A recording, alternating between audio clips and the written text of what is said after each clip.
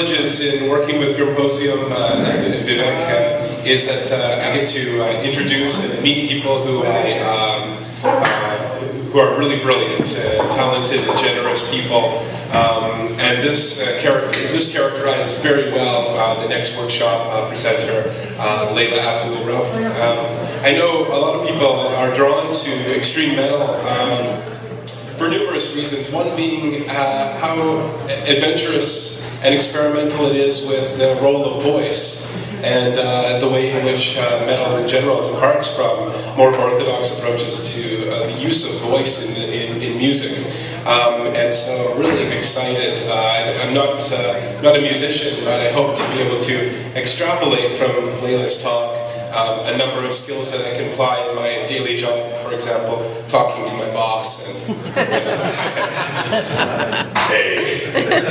So without further ado, please join me in a warm round of applause for Layla Abdul-Rauf.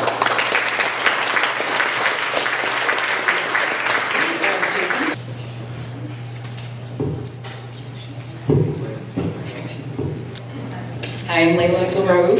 Thank you for having me. Vivek, Jason, all the wonderful Grimposium folks. And welcome to my very, very brief death metal vocal workshop. So I only have about 20 minutes to get through everything, so I'm going to keep the lecture part of this pretty short so we can save time for all the good, fun stuff, the live demonstration, and we'll leave a few minutes at the end for any questions that you have. So this is a very basic 101 level of how to do a death metal vocal. So, and before I get started, wow, it's really bright up here, I can't really see you. Can I get a show of hands for those of you who are currently singing in a death metal band, black metal band, grind, anything that uses an extreme vocal style, or have at some point in your life? Okay, let's, oh, okay. That's a good number of you. That's great. And then, likewise, how many of you have never sang in your life? Okay, wow. Great mixed crowd here.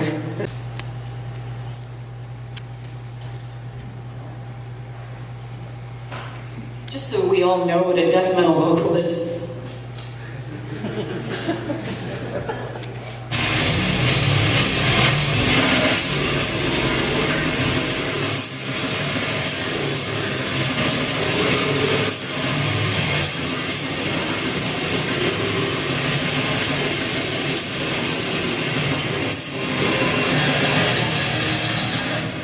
Okay, that was Dead Congregation from Greece. Anastasis, I think, is the singer's name. Very, you know, monotone, and it really works with the music. Here's a track from the new Vastum album.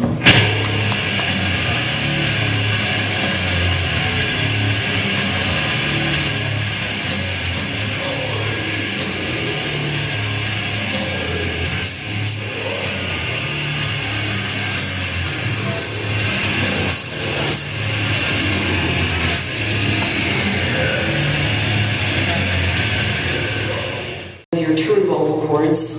Air pushes from the lungs, in between them vibrates and creates the pitch that we hear when we speak or sing cleanly, melodically. On the other hand, death vocals are created with a different part of your voice. There are these fleshy folds sitting above the vocal cords. I'm sorry, I don't have any diagrams to show you. That probably would have been helpful.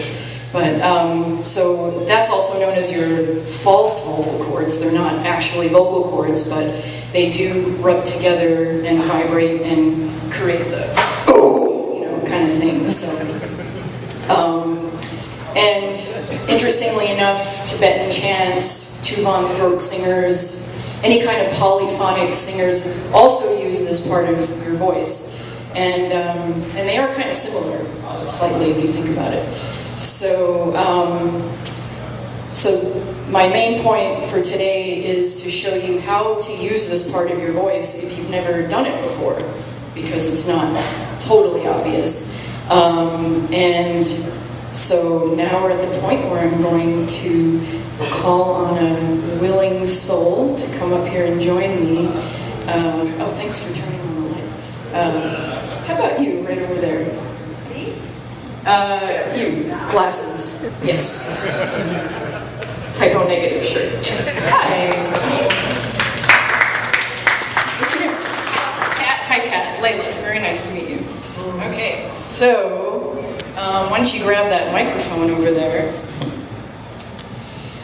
So you've never sang in a band before, or you have? Okay. I do. Oh, you do? But I don't know how to do the raspy Awesome. stuff. Perfect. That's exactly. Starting with square one, how to use your false vocal cords when you haven't before. We can start with doing an everyday activity, such as being frustrated in your life, possibly. The sound that you make when you're annoyed, or you know, it was a shitty day at work and you're riding the train home, it breaks down, you don't know when you're going to get out.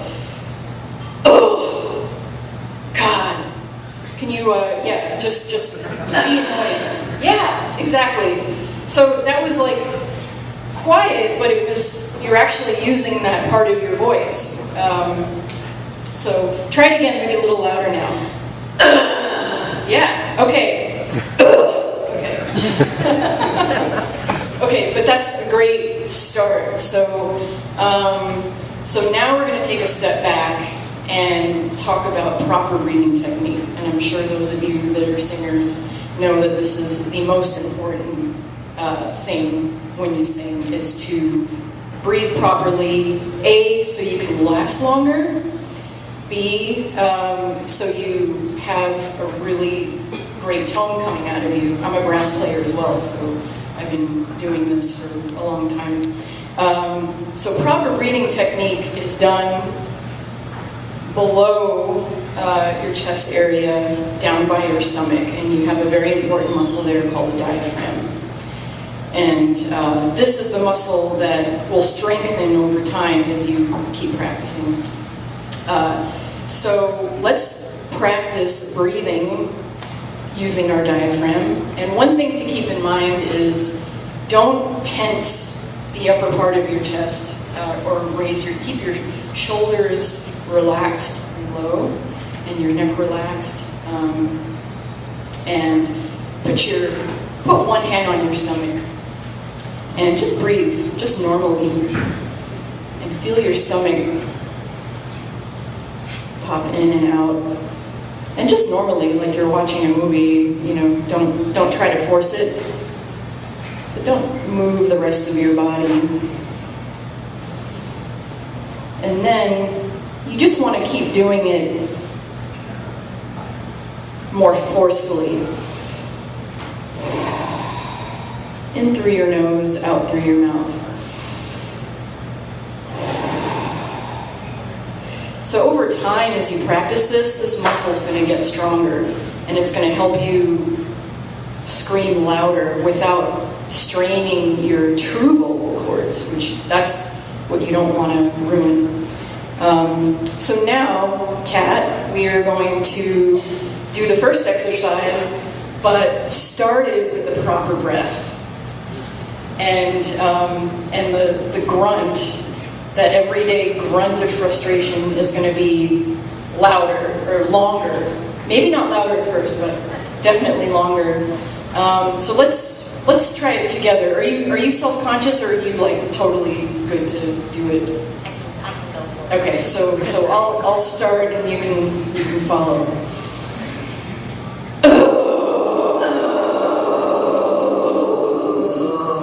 Oh, these mics are so good. When you've been doing a death metal band, you play all these crappy clubs with bad PAs and you never hear yourself. But we're spoiled here, so that's great. Now, that was excellent, by the way.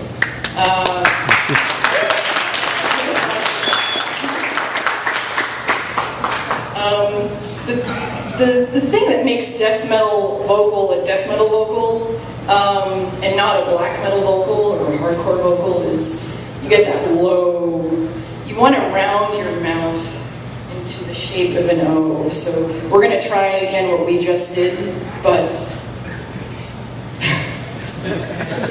or we could start.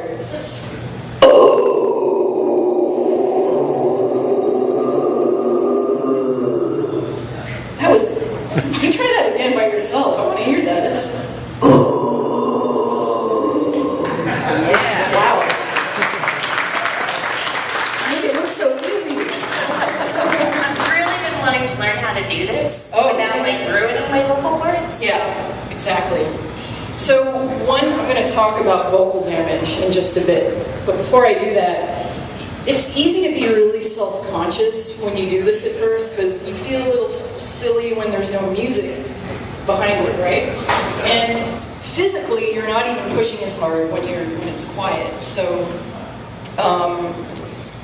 let's see how much time we have. I guess we do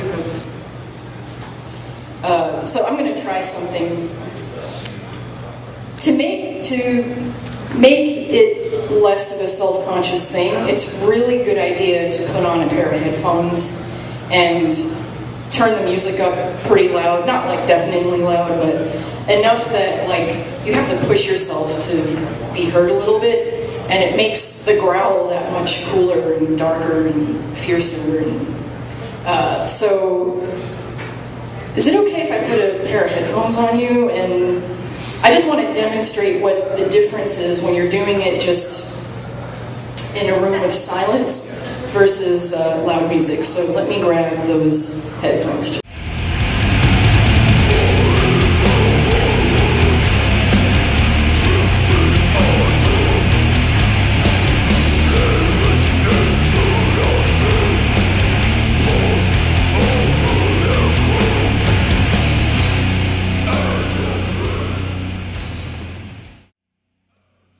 It's along the lines of what you were saying, but consumers are empowered to access music more cheaply and quickly, and it's getting harder and harder for the artists to, do what they do and be compensated because the money is not going where it should be. The money is going into music, and I think so. There's less money for independent labels. There's just less money all around to go between the label and the artist because it just doesn't have the value that it did.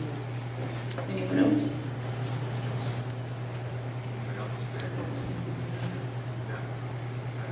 So the second question we would have for you would be, what are the problems and experiences of touring? So the pitfalls, peril on the road, I don't know, some financial issues you encountered? Yeah.